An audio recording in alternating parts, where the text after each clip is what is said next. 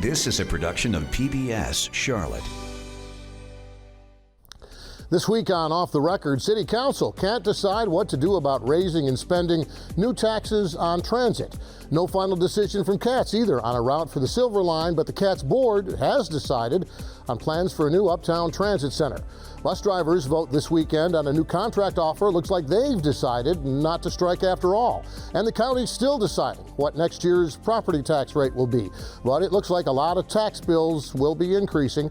Plus, Charlotte's apartment market heats up, home buying cools off, developers rush to rezone ahead of new zoning rules, and Wells Fargo plays office space musical chairs uptown. Lots to talk about next on PBS Charlotte.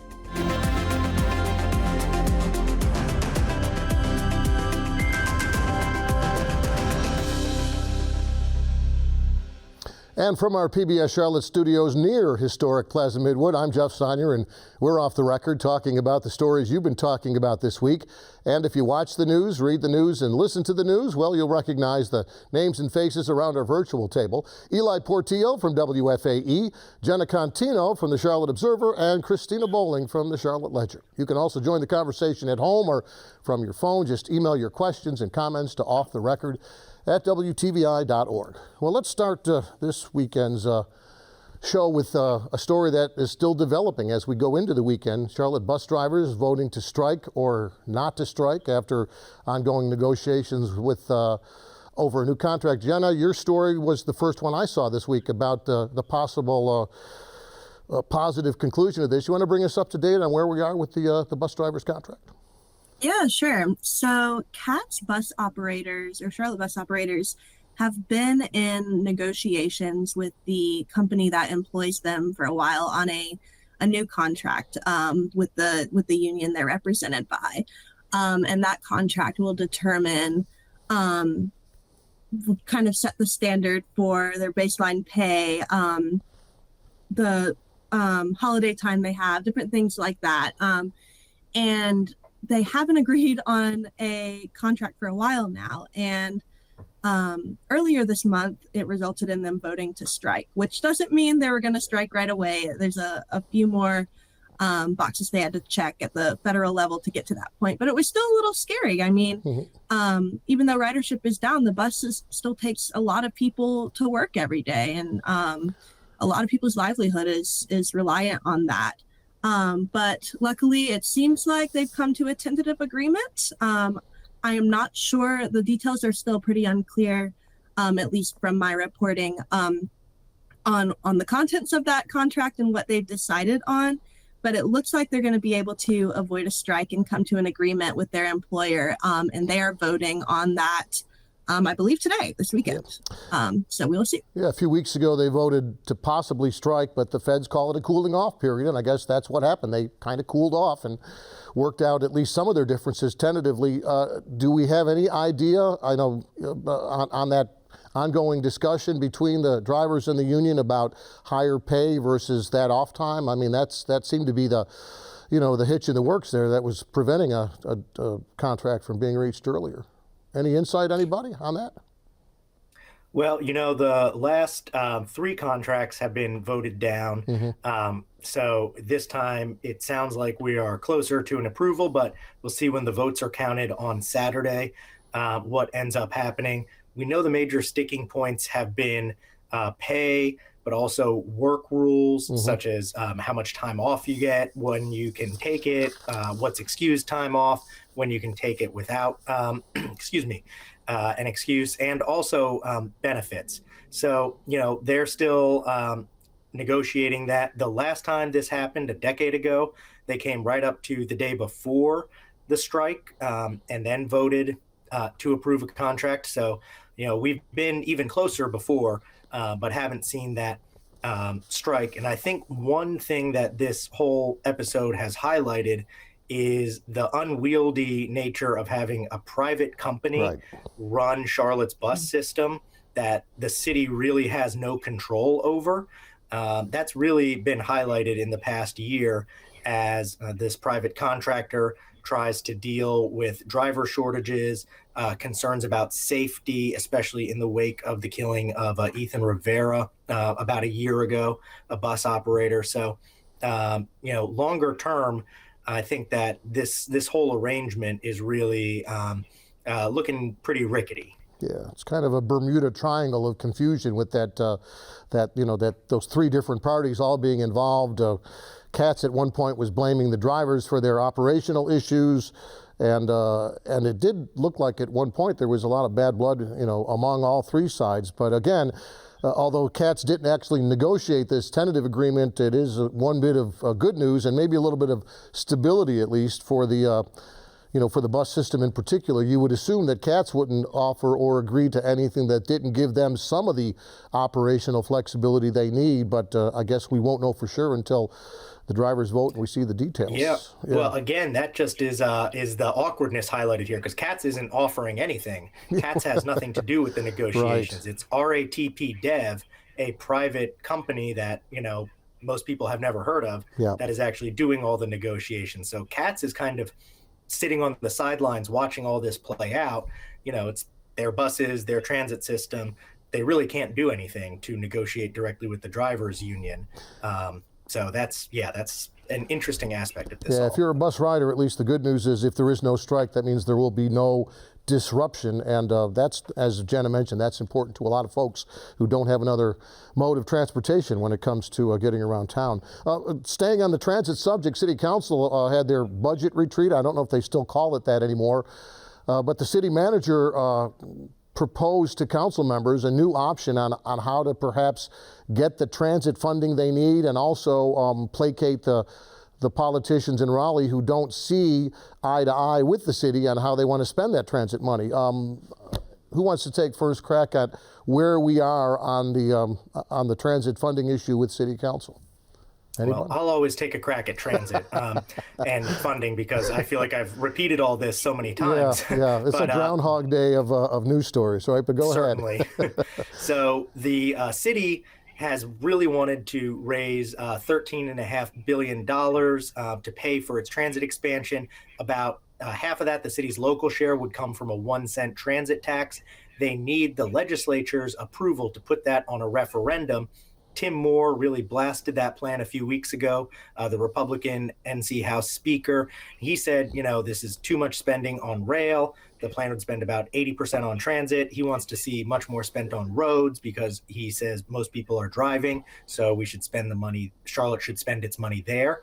The city is right now talking about a plan that would keep the amounts spent roughly the same, that kind of 80-20 transit roads and other infrastructure balance, but would front load the spending on roads and other non-transit infrastructure. So you would be getting kind of whatever road improvements you get up front first before going to start building major projects like the Silver Line. So the thought is that maybe that would satisfy the legislature, get them to be okay with giving Charlotte this sales tax referendum that they want. Tariq Bakari, Republican council member who's been kind of back conduit to Raleigh in this, said, that is not going to fly. He doesn't think the legislature will go for that. And the city's lobbyist, Dana Fenton, flat out told City Council, if we take the 1-cent transit tax proposal to Raleigh right now, in his words, it's dead on arrival. So really, kind of blunt language there, especially from a lobbyist who often puts things in more delicate terms. The city council didn't exactly embrace the idea either. So, I understand why the city manager brought this proposal forward, looking for a way out of this looks like no-win situation with the legislature. But, if the legislature is objecting on what you're spending the money on, I'm not sure spending it in a different time frame really makes a difference to them. Are we any farther along down this road than we were before? I mean, proposals are nice, but even the city council doesn't seem to agree on this one, right? Well, the really, interesting thing about this was city staff made a big presentation at this retreat where they laid out the case for a transit sales tax. And they made the case why the sales tax is the way the city needs to go. The city shouldn't pursue other things like a property tax increase to pay for this. They really made that kind of square one case. And Council Member Malcolm Graham said, basically, hold up, I thought we had already decided we were going for this. Why are we still talking about this and making this kind of basic case? And I think that really illustrates where we are right now with this. Is it's been going on since 2020, but we're still finding ourselves on the first square of the game board. Yeah. So I don't really know how they're going to move forward without some pretty fundamental changes to this plan. Yep, and now it'll be back in committee on Monday, so we'll hear all about it again. Yeah, I mean, it's interesting to see these kind of outside the box sort of ideas come up to, make, I guess, folks feel like this hasn't been a giant time waste, right? I mean, it's been a long process, and it does, like Eli said, feel like we're back on square one. I mentioned Groundhog Day. That was your line, Eli. I stole it, but it kind of does feel like... Well, and Tony from The Ledger. We had a good time with some Groundhog Day movie GIFs this week, so... Hey, Cristina mentioned out of the box. I just wanted to touch on something that it really came up a couple of weeks ago, but we hadn't had a chance to talk about it. Over at WFAE, Steve Harrison, one of our friends, proposed something, or at least put something out about the possibility of maybe the city using that transit tax to pay for something Raleigh can't pay for right now, which is toll lanes on I-77. It's kind of a swap for the transit money that they would ultimately need 10 or 15 years later. It actually sounds like a good idea. Did anyone at all talk about this? Is this idea getting any sort of traction beyond, my support and I guess the listeners of WFAE's support? Well, I haven't heard any concrete proposals towards that. That was a hypothetical that Steve laid out based on, his reporting and analysis of transit, which he's followed for a long, long time in this city. But I think that we are likely to see more road-centric proposals because it doesn't seem like Raleigh, or at least Tim Moore and key members of the legislature, are going to budge on the sales tax proposal and the transit tax proposal as it's been. Yeah, we haven't heard a lot of new ideas. We've just heard kind of rehashing the old ideas, and that was a new one. And like I said, it did seem to kind of answer some of the questions about this transit funding. We'll see what happens going down the line. Kudos to Steve on the idea, though. One other CATS thing I want to touch on is the CATS board met this week, talked about the Silver Line. There are 3 routes now, not 2, and also talked about the transit center, a final decision, or at least their final decision on what they want to build. Thoughts on these 2 ongoing discussions and whether there's any new information coming out of that CATS board meeting this week regarding those 2?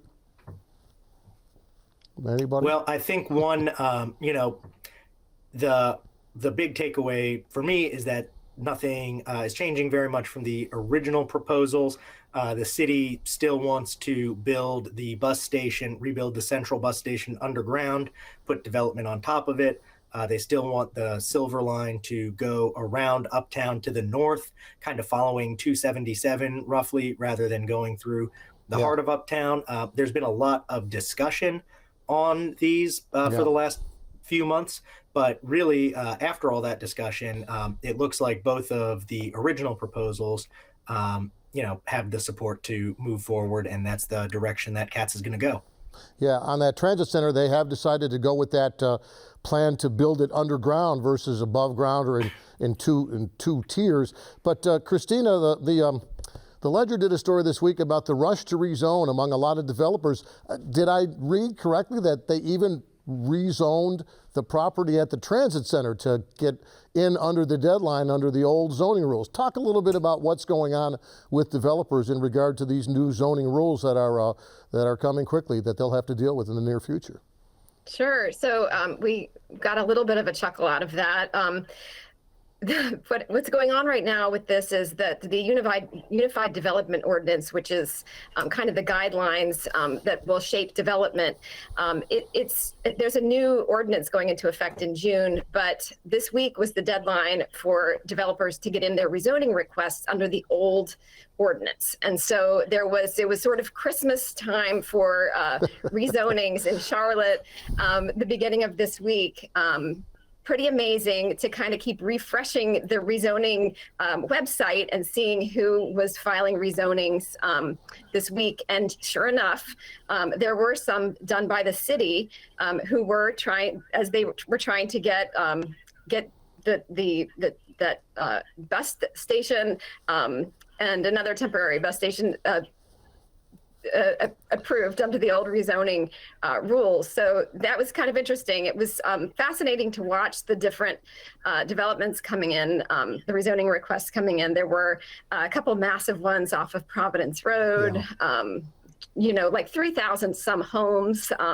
But yeah, it was interesting to see the city putting theirs in as well. Yeah, this was like developer Black Friday, right? They had to get in on these deals before they disappeared. Those big projects out in Southeast and on Providence Road, not a lot. I mean, I'm not sure the neighbors will be as excited about them as the developers are. Are the rules going to be that much different that the developers will have an advantage, or is it just fear of the unknown as we go forward on this thing? It's really more fear of the unknown. One developer told us it was sort of the devil that you know. Yeah. So not a big sense that there's going to be massive changes that are going to, would affect their projects, enormously, but it was just sort of, these are the playing rules that we know and that we are comfortable with. So let's go ahead and get these set into place before things potentially change. Yeah, and things are going to change, right? I mean, we just don't know exactly how those changes will affect some of these big projects, I suppose. This is the zoning change that we saw proposed and passed over the last couple of years that will, among other things, allow multifamily building on what have been single-family lots in the past. Do any of these projects reflect any sort of understanding or recognition of that, or are these just kind of your traditional neighborhood type projects and retail type projects?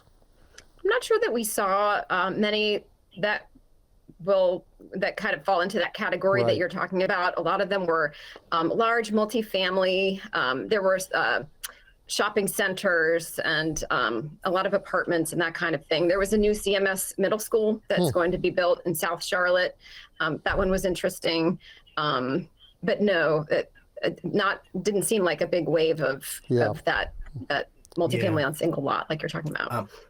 One thing I'll say is with some of these, like the proposal on Providence Road that you mentioned, that Ledger reported on, which has, I believe, 100,000 square foot retail grocery store included in it. There are parking requirements for that kind of retail, and right now developers understand those parking requirements, how to build them, how to deploy them, how many spaces they need, where they can put them. And that's a sort of thing that might change under the new rules, depending on what zoning districts they end up using. So I think that kind of technical nitty gritty stuff is what drove a lot of this, where, it's just easier to do what you already know how to do, rather than, for a big development like that, trying to figure out what are the new parking rules, where can you put it, where can you not put it, how many spaces do you need. So I think that that simplicity is a big part of this. Yes. Speaking of fear of the unknown, a little bit of talk this week about property revaluation, both in the city and the county, that's coming this year. The county in particular took a look at some of the numbers, and because of the way Charlotte is growing, it looks like this revaluation is really going to hurt a lot of folks in terms of tax bills, in particular in lower income neighborhoods. That doesn't, on the surface, that doesn't seem to make sense, but when you look a little deeper on how Charlotte's growing, I guess it does sort of make sense. Anyone want to kind of bring us up to date on where revaluation is and what we might see in a couple of months when those next round of tax bills come out? Sure. So this is a year when homes are being revalued in Charlotte. It hasn't happened since 2019. And so as the city is looking at property values and how they've changed, what they've found is that 85% approximately of Mecklenburg County owners are going to see a property tax increase due to the value of their homes.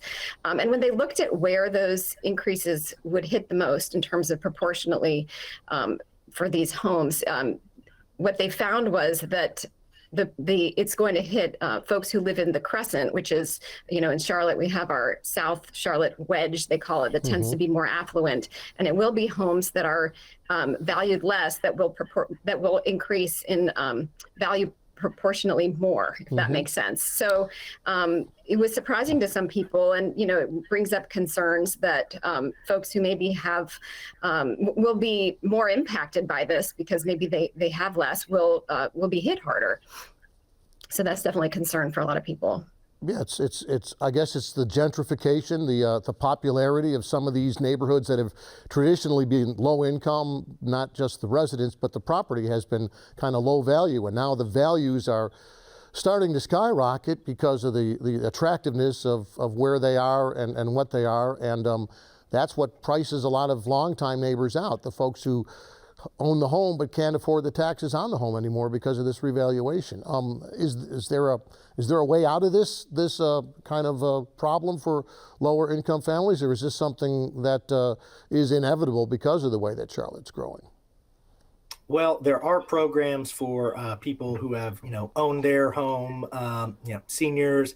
There are various city and county tax programs to forgive some of those taxes and help people who can't afford to pay them. Where I think this will probably have a bigger impact is renters. Yeah. People who don't own their house, where the landlord might decide like, hey, this tax bill's going up, it's time to cash in. But I think to a large degree, this reflects rather than causes the gentrification and displacement that we've seen, because that's really being shown in these values, these neighborhoods east, north, and west of Uptown that have just, average almost doubled in value in just the past 4 years. Yeah, and I wanted to add that renters have already been hit pretty hard. I mean, just looking at the effects of corporate rentals in Charlotte over the past year. I mean, I was looking for an apartment in July of last year, and it was so difficult to find something affordable. I mean, I think the stat is less than 1% of apartments in Mecklenburg County are less than $1,000 a month. And so for the city and the county's lowest earners, it's really unattainable for a lot of people. Yeah, I saw a study this week that said Charlotte rental costs are 8% higher this year than they were last year. That's not as much as maybe other cities have seen, but that's a lot if you're looking for an apartment. And that revaluation, those apartment complexes will be revalued too, and that's kind of a lagging indicator sometimes. Once the apartment complex owners pay the tax bill, that's usually passed down to those renters, and that even includes the low-income rental complexes. Housing numbers, interesting. We seem to be edging back to pre-COVID levels. The market not as hot as it was, sales taking a little longer, not as many sales, but still expensive for homeowners. And I guess the revaluation will also, cause the same sort of increases for folks trying to buy that first home with a higher mortgage and now a higher tax bill. Hey, we got a couple minutes left. I want to talk about the Wells Fargo impending move. I call it musical chairs. They're moving from one tower to another, which doesn't sound like a big deal, but it is part of a trend, I guess, of big corporate employers uptown kind of shrinking their footprints. Eli, you wrote a little bit about the attractiveness or trying to make Uptown more attractive as a place to work. Talk a little bit about what Wells is doing and what the long-term impact's going to be for Uptown employment. Yeah. Well, the State of the Center City report from Charlotte Center City Partners came out this week. It's kind of their annual snapshot of how much development there is, rents, how many people live uptown and South End, all that. One interesting thing is that they said half of employees in Uptown and South End now have a hybrid arrangement. So they're only in the office part of the time. And Uptown has recovered to around 2/3 of the pre-pandemic worker visits on a regular daily basis. So, that's some recovery, but around 1/3 of those workers aren't coming anymore. So that's a big loss for primarily business district. Companies are trying to make their offices more attractive to give employees a reason to come in besides just, a desk to have a laptop and send some emails like we have right here at my house. But So they are moving to newer space like Duke Energy, moved to their new headquarters tower. Wells is moving into Duke's old building, which Wells owns, and renovating that to make it more attractive. So kind of everyone is moving to either new buildings or newer buildings. And we're seeing older buildings really kind of left behind, and owners trying to renovate them, upfit them, make them more attractive to compete. So it's really kind of musical chairs. It's like that game where you have one empty square and you're trying to move things around. I was at the Ally Center, their new building, last night. And in addition to, the coffee bar, food, all that stuff, they have a driving range simulator in their building, which is a pretty good reason to come to work, because as attractive as my house is, as nice as my, free coffee at home is, I don't have a driving range simulator here, and I don't think I'm ever going to get one. Yeah. So you're going to see a lot more of that in the next few years as companies try to adapt and change the office from a random place with a desk where you happen to work to a place where people might actually want to go. Yeah. Will that work? We'll see. Yeah, I think you can look back even to, if you remember, I think it was last summer, outside of Uptown, when the Centene Corporation, a health company that was planning to have an office headquarters in the University City area, said, hey, the pandemic's changed how people work. We're pulling out of this. So it's really interesting to see how all of that's developing. Yeah, we're in a state of flux. By the way, here's one more reason to go to work. Wells Fargo says 3 days a week in the office or consequences. So consequences would be the opposite of the driving range in terms of wanting to come to work versus having to come to work. But again, it's a changing market in Charlotte, and it affects a lot of what Uptown will look like in the future. Hey, we're out of time, folks, but I really appreciate you joining us for our discussion this weekend. Thanks for joining us at home as well. If you want to comment on what we talked about or have questions and would like to talk about other topics, let us know. We're at offtherecord@WTVI.org. Thanks for joining us this weekend, and we'll see you next time right here on Off the Record.